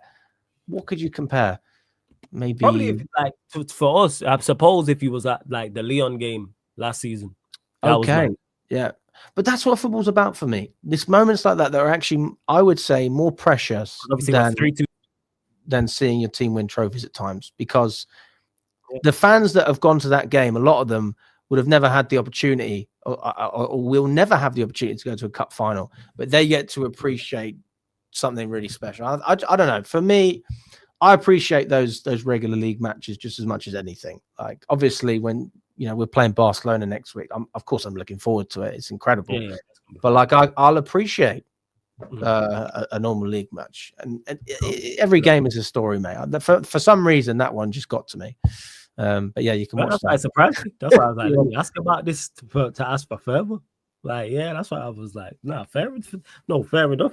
And what other big games have made you like that? Because you referenced there, like Champions League. Obviously, Chelsea are always in and around trophies, definitely in and around finals as well. What's that contrast like, winning a final and then having to do fan cams, and then losing a final and then having to do fan cams? What finals have I done? I know you must have done some finals because you lot are always in a final, it seems. Yeah. I did the FA Cup semis when we lost against City. That was frustrating. We should have won that. And Liverpool was heartbreaking when we lost under Poch. That was that was heartbreaking. Absolutely heartbreaking. Those are the ones where it's like people are sweating. They're sweating while they're speaking to me. It's like everything's tense, It's not sadness. I mean, there is sadness, of course, but it's like you've used up everything you've got and you're still giving a little bit more. And that's how it felt.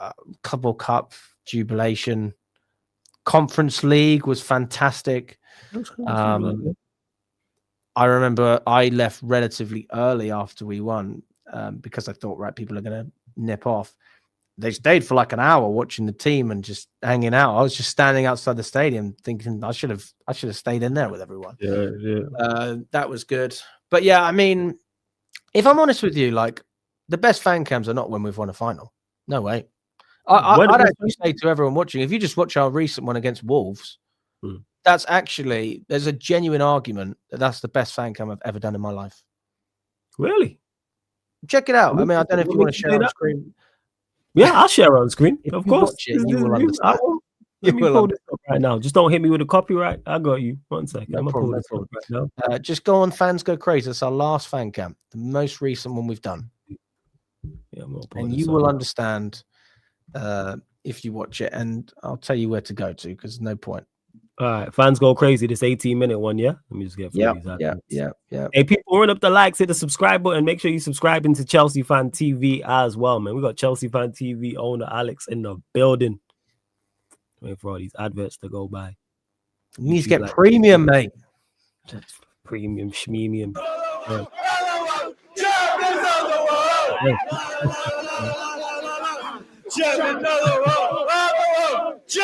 If you skip a little bit, mate, because we've got the ad. Check out IP Vanish, guys. Which one? Where do you want me to go? Want to get to that, mate? If I was you, I would get to where would I go to? Go to 15 minutes or 15:30. 15:30. Got you. Yeah, that's good. Go there.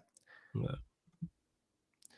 This is crazy. Let me run up there. I'm not joking. This is fan cam heritage. When he first came in, sorry, were you skeptical about Garnacho when he first came in? Because the thing was the ego of Man United, considering that in the Europa League final when I literally called out his manager. So, I mean, it was a bit of concern, but he's starting to show it. He looks happy here and he's settled.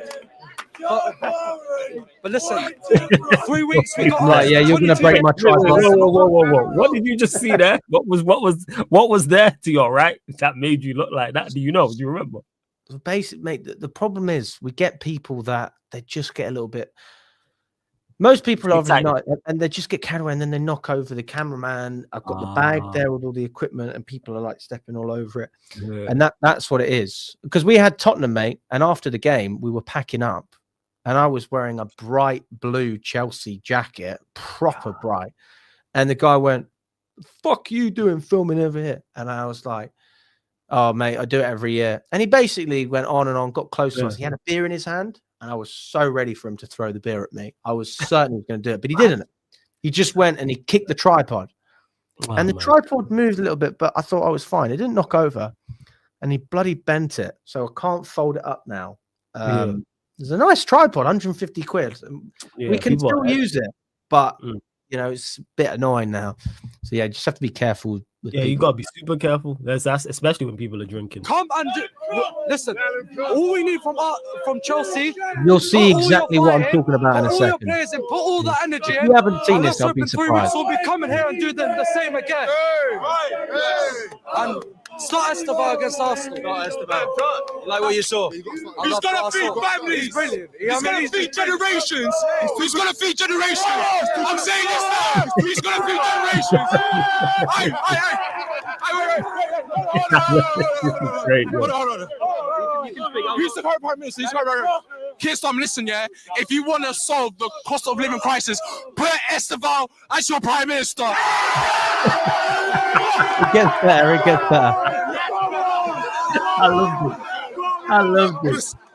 On a serious note, he's too good not to start. Maresca needs to start from next game.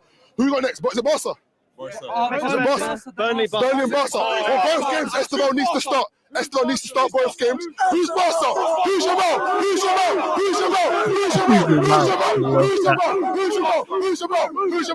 Listen, around here we don't know your man. It's just Esteban.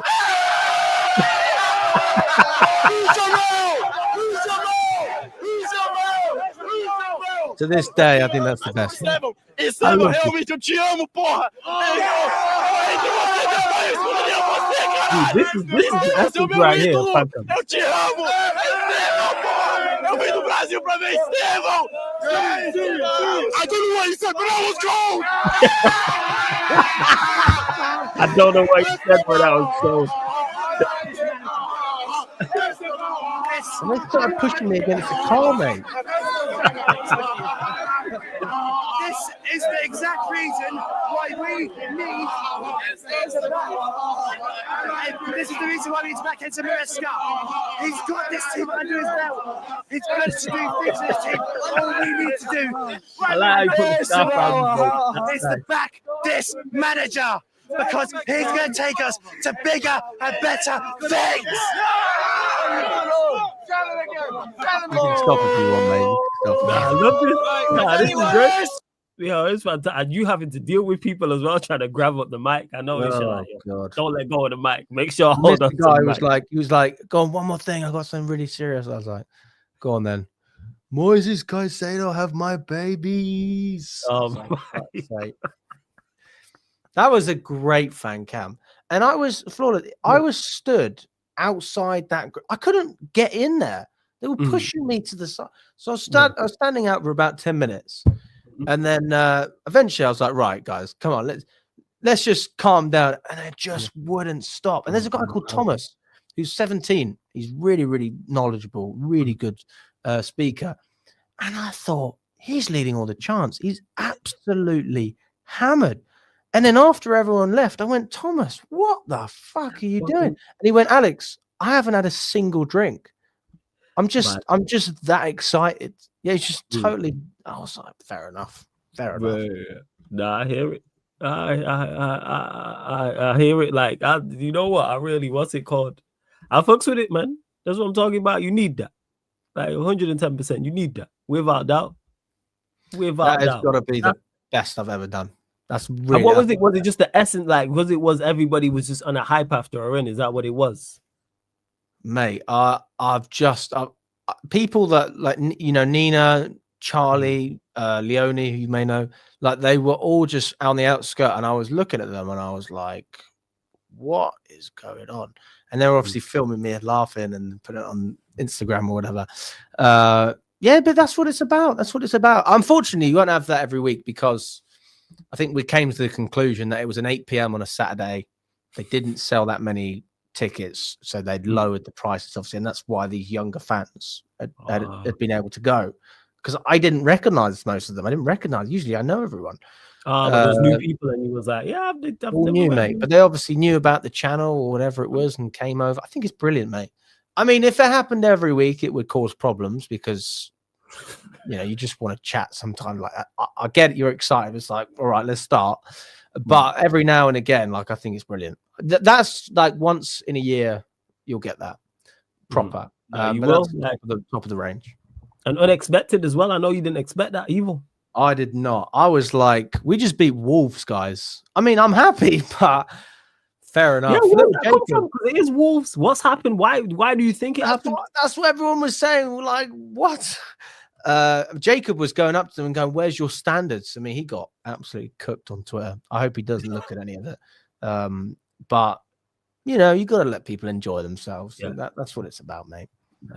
You do now, 110%. Like I said, love the work that you do as well. And speaking of that, it always seems it's crazy fan cams when you lot play Spurs because you beat them. Is that so? You look forward to them against Spurs? Yeah, Spurs is always a big one. Spurs is always a big one, especially away. Spurs away is a big one because everybody wants to go, and that's the. I mean, if everyone does go, then if you talk about fan cams, then it's great. But obviously, it's so difficult to get tickets. I'm lucky though because I know people who get them, and I can. Yeah. You got the hookups. You got the hookups. Yeah, generally we're okay. You'll have. Who do we have this year? We had Nina, Charlie, Ziad, Lewis, Don, Jacob. All of them were there. They're all there.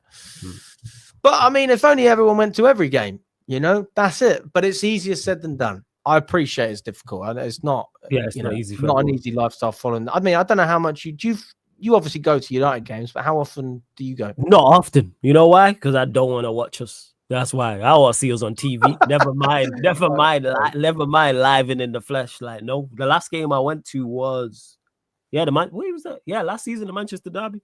That's the last game I went to, which would have been. Was in November, literally a year, like November. You're not a season ticket holder now, but were you ever a season ticket holder? Nah, never been a season ticket holder. No. But getting tickets like yourself, there, I've got enough links, especially being in this space now. Whereas if I need to go to a game, I can go.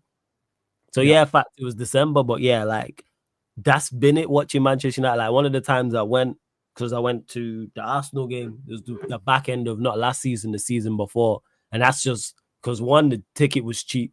And two, I was like, all right, let me go link up with everyone. I knew the game was going to be terrible. And the game was terrible, and we lost 1-0.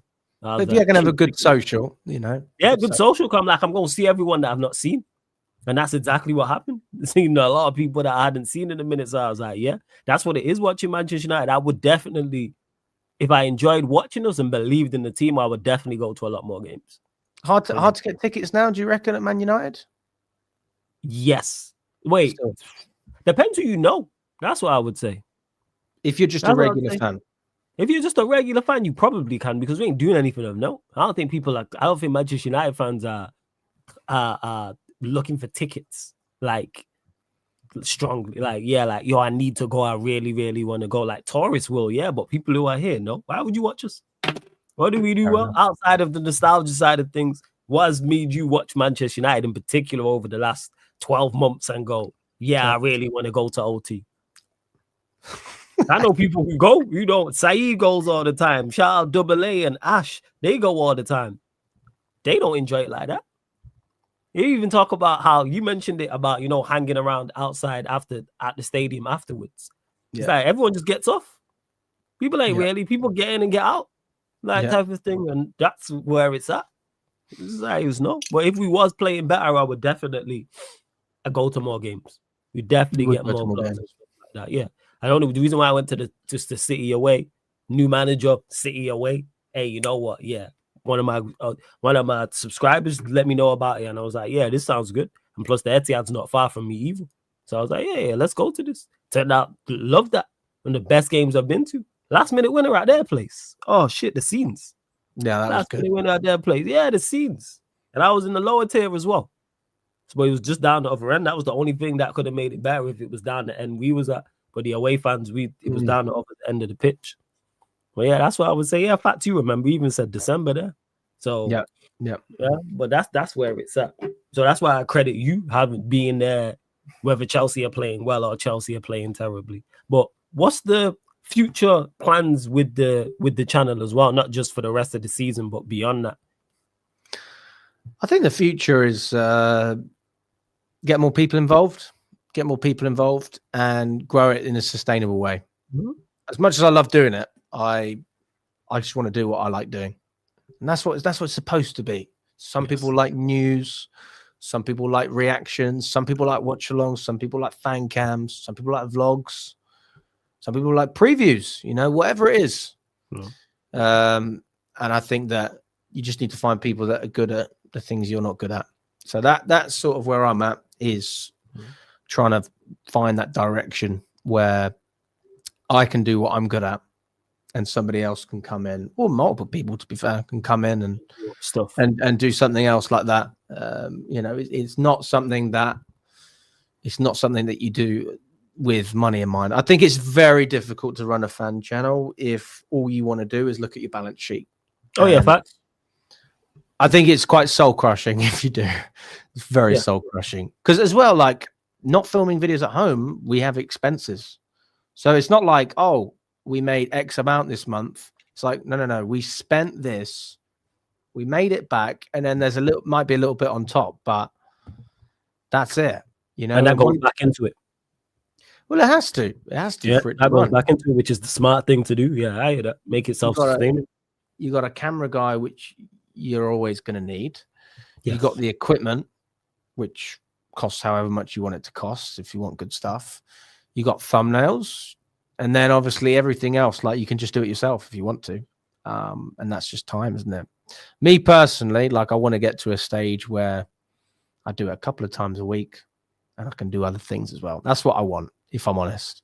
And I know that it will grow just as fast as it ever has, because if there's other people doing other things, it will allow me to do what I do. And I don't know how many shows you do on your channel, Floors. I don't know. But it's very different just doing all your own things than it is organizing shows, organizing other people's things. And that's the one thing about fan channels that's a bit of a pain in the ass. It's like, fucking hell. When are we going to film this thing? When's this getting uploaded? That's what goes on in the group chat, mate. And I might get one thumbs up from someone who I don't even care if they give me a thumbs up, but everybody else that I wanted to respond just left me on red. That's what it can be like. Funny enough, in one of my work group chats was something else. Yeah. Someone was like, oh, let's have a social, a work social. Everybody's responded. And then you go back for all the work stuff. Nobody replies. And that's what it's like, isn't it? So, hey, man, listen, I enjoy it. As long as you enjoy it, as long as I enjoy it, I'm going to keep doing it. I think that's it, and you can tell you enjoy it. 100%. I love Chelsea, mate. I love Chelsea. I love everything about it. I'm not too far. I don't live in London, but I'm just outside, so it's not too bad. Get there in an hour and a half. Yeah. And as long as I can do it, and I'm enjoying it, and I'm meeting people, and it's fulfilling, I'm going to keep doing it. I'm young as well, mate. Do you know how old I am? Have a guess. Go on, have some fun. Mid-20s? Yeah, fair enough. Go on, give me a number. 26? 23. Okay, all right. Yeah. It's because of your knowledge of the game. That's why. Your knowledge of the game is beyond your years. That's why I said 26. I'll take that. Like, you don't talk like a youngster about the game. That's what I would say. Like, you're very level-headed. Like, even when you was talking about Poch, and like when you speaking about Maresca, and then saying, "Hey, I called this wrong about Maresca." A lot of people wouldn't do that. I don't know. Maybe I spend too much time with old people. Who knows? But wisdom, man. There you go. But that being said, before I do let you go, because I appreciate you joining. I know you're a busy man. Got a lot going on with your channel. This current season, where are you at with Maresca? Because Chelsea have had very up and down results. Some great results, the likes of the likes of Liverpool, for example. But then on the flip side, there's a Sunderland result in there. So where are you at with Chelsea and the inconsistencies you've had? The Sunderland game was weird because I actually looked at Sunderland. I just said fair play. Like, that was just good. Sunderland were great. I was like, okay, Chelsea could have been a lot better. But I was like, I was watching Sunderland and I was going, you're passing the ball quickly, you're direct, you know what you're doing, you're organised and you defend well. I mean, it's just fair enough, isn't it? But then you go, okay, well, we could have done better. Understandable. But it's not like we lost to a poor side. We lost to a really good side. I think Sunderland are a decent teammate. Drew against Arsenal as well, like, proves my point. They'll probably get points off of other teams like City, etc. So I can definitely see that happening. If you're looking at Liverpool, for example, beating them, like Nina did a video on Sky which has gone viral. And Charles the Nina. Yeah. I did see that. She said that we should be more scared of Burnley than Barcelona, and people don't understand it. But that's the truth. Yeah, Sky people just did the headline thing. They didn't actually pay attention. Like, you lot just drew to Karabakh but beat Liverpool. Exactly. Oh my God. Yeah, we're in fucking Karabakh, mate. I was in Azerbaijan. Talk to us. I've got the most creative chant going on next to me is Karabakh. It's like, come on, guys. And then obviously we're sat there and, we're watching the game and it was a dross first half. We come back. I was like, this is a respectable draw in a way. Like, at least we've made changes early and all the rest of it. But I wasn't upset after the draw, but I was like, a bit disappointed, but we got something. It was like, meh. But yeah, I think we're going to be fine, mate. I think we're going to be absolutely fine. I think Estevan. Yeah. You're in the title race. This is the thing, Flores. It's a race. I'm not saying we're going to win the race. You in it. Yeah, we're in the conversation. Because some Chelsea fans are on it, and some Chelsea fans are saying no title race. That's why I'm asking. If we were like last season, I'd almost be more worried, right? Starting off so strong. But sometimes to have a dip at the beginning and then grow from that and learn from your mistakes and then, push on towards the end of the season, I think is even better. That's when other teams are struggling. So I think from our perspective, if we could be a bit more mature about the way we manage everything this season, then we're definitely going to get more points. We finished on 69 points last year. So I don't know what a title race consists of, but I don't see Arsenal getting more points than. How many did Liverpool get last year? I'll tell you now. 86. I'm going to guess. So last season they picked up. Let's go to this. They got 84 points. You lot got 69. 84 points.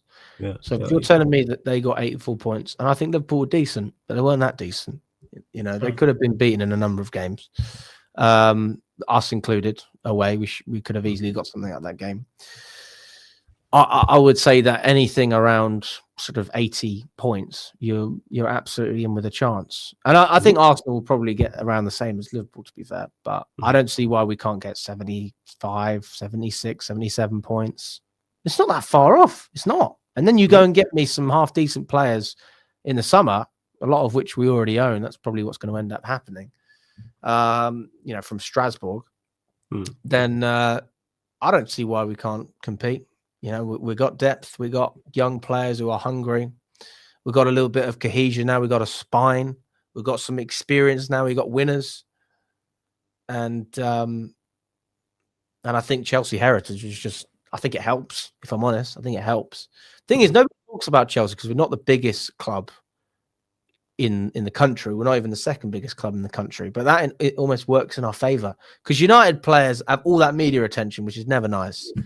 And I think that that's when players come into Chelsea, and obviously you're still going to get attention, but it's not the same. It's not the same. And I think if you start off well, it's not just a case of, we did this. It's like, no, we've been doing this. We're still doing this. We haven't really lost it. We've not been winning Premier Leagues, but we've always been winning trophies. So I think that actually helps the other players. Like, they don't feel as much pressure because we just believe it. So when you walk into a winning team, you're more likely to become a winner than if you walk into a team that's never done it before. So you know that it can be done because they did it last year or they did it whenever. So that's my take on it. But yeah, I'd say realistically third place or second place. And it looks like Arsenal are doing pretty well now, but hopefully that changes. Hey, never know with these injuries piling up. We'll see. We'll see. Alex, anything else that you want to mention? Anyone else you want to mention? Any other interesting stories we might not have got to on your journey so far? But this has been super interesting as I expected. Well, the only other thing is to finish off the first story I had when I was asleep during an interview. So for those of you who've tuned in a bit later, basically Liverpool away, I fell asleep during my interviews.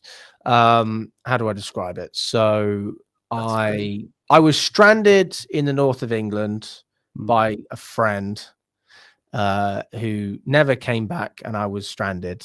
And I had to get a cat taxi, hung out in the taxi for 3 hours, chatted with the guy, managed to get a coach, then got into Liverpool at 7 a.m. Hadn't slept, obviously.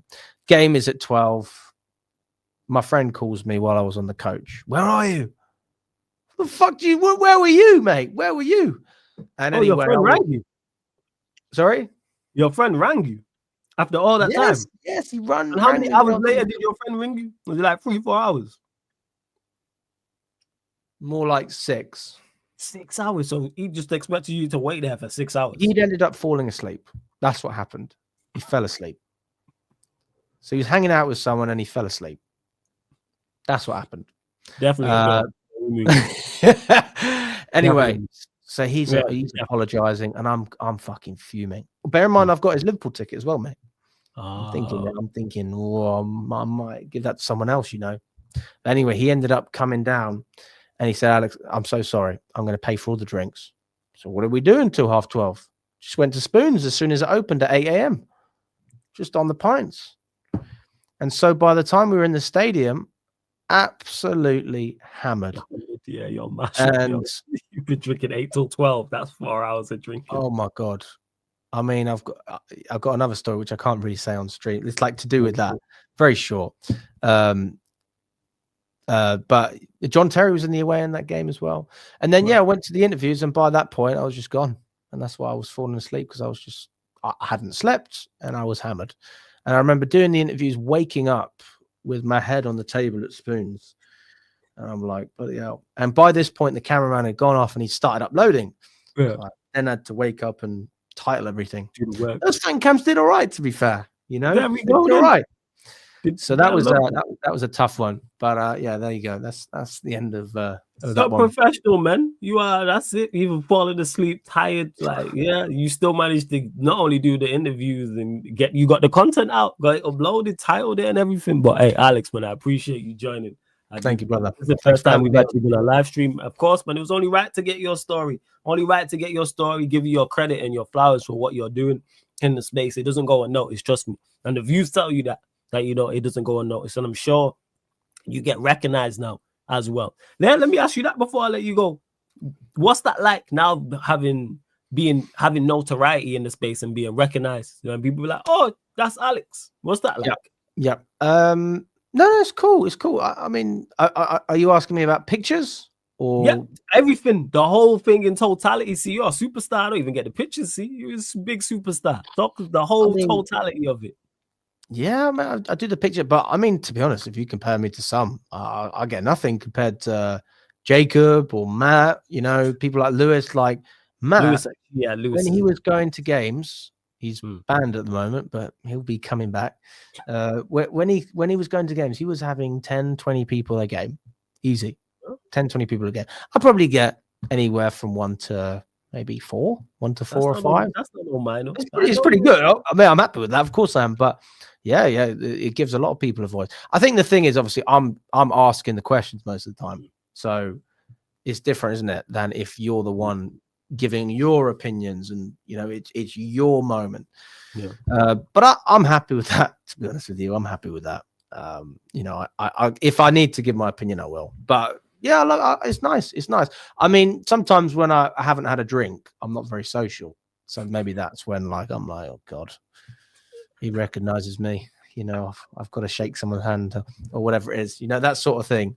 When you're a little bit sort of in your own bubble. But when I've had a drink, it's easy. So I guess the advice is keep drinking, but maybe that's not the best way to. Yeah, it depends. You drink at times. Well, let me ask you, what was it like the first time someone asked you for a picture? Or the first time you got recognized, what was that like? Because that's gotta be surprising. Like, oh shit, like me. What was your response to it? Oh, look, I'm chuffed. Absolutely chuffed. But I mean, I've always done the same thing. I just thank them and do it, and then maybe have a chat after. But it's all the same, isn't it? It's just people, and I'm just a person, and that's it, really. So you're a person doing great things in the space, though. You are, Alex. You gotta give yourself your flowers, man. You gotta give yourself your credit for what you be doing in the space, for real. No, I appreciate that. I do appreciate that. It's a nice show idea you got. Honestly, I think when you text me, I mean, I would have come on anyway, but I thought it was a nice idea. I was like, oh, you know what? Nice to talk. Not that I don't like talking about football, but it's nice to go on YouTube and talk about kind of something else. And it's positive, mate. It's a very positive message as well.